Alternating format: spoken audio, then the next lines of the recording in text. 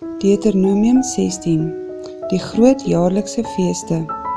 Onderhou die maand Abib en hou Pasga vir die Here jou God, want in die maand Abib het die Here jou God jou in die nag uit Egipte uitgelei. En jy moet vir die Here jou God as Pasga kleinvee en beeste slag, op die plek wat die Here sal uitkies om sy naam daar te laat woon. Jy mag geen gesuurde brood daarby eet nie. 7 dae lank moet jy ongesuurde brode daarby eet, brood van ellende. Want baie hastig het jy uit Egipte land uitgetrek, sodat jy al die dae van jou lewe, die dag van jou uittog uit Egipte land, in gedagtenis kan hou. En daar mag by jou 7 dae lank geen suurdeeg in jou hele grondgebied gesien word nie. Ook mag niks van die vleis wat jy die eerste dag in die aand slag, tot die môre toe oorbly nie. Jy mag die Pasga nie slag in een van jou poorte, wat die Here jou God aan jou gee nie, maar op die plek, wat die Here jou God sal uitkies om sy naam daar te laat woon, moet jy die Pasga slag, in die aand teen sononder, op die tyd van jou uittog uit Egipte. Dan moet jy dit kook en eet op die plek, wat die Here jou God sal uitkies. Daarna moet jy in die môre omdraai en na jou tent te gaan. 6 dae lank moet jy ongesuurde brode eet, en op die 7de dag is daar 'n feestyd vir die Here jou God. Dan mag jy geen werk doen nie. 7 weke moet jy tel, vanaf die sekel die eerste keer in die ongesnyde graan geslaan word, moet jy 7 weke begin tel. Dan moet jy die fees van die weke hou, vir die Here jou God ooreenkomstig die vrywillige offer van jou hand wat jy sal gee, na mate die Here jou God jou sal seën.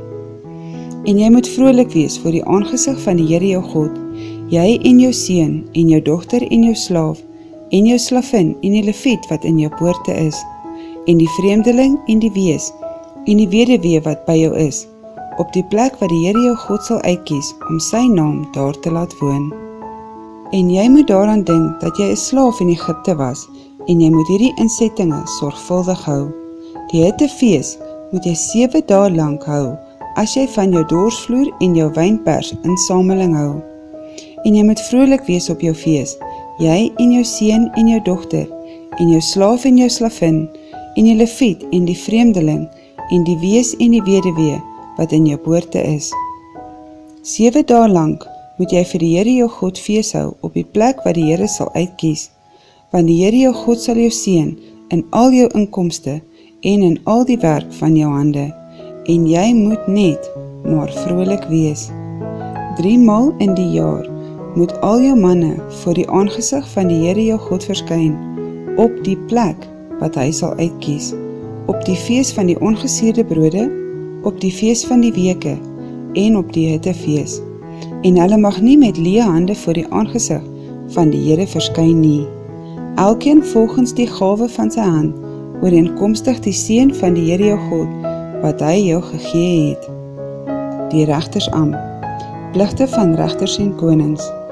Regters en opsigters moet jy vir jou aanstel, in al jou poorte, wat die Here jou God jou sal gee, volgens jou stamme. En hulle moet die volk oordeel volgens 'n regverdige regspraak. Jy mag die reg nie verdraai nie. Jy mag nie partydig wees nie. Ook mag jy geen omkoopsgeskenk aanneem nie, want die geskenk verblind die oë van die wyse en verdraai die sake van die wat reg het. Geregtigheid. Geregtigheid moet jy najaag, dat jy kan lewe en die land in besit kan neem, wat die Here jou God jou sal gee.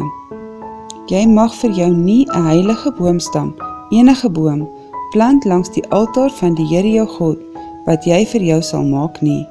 Ook mag jy vir jou geen klippilaar, wat die Here jou God haat, oprig nie.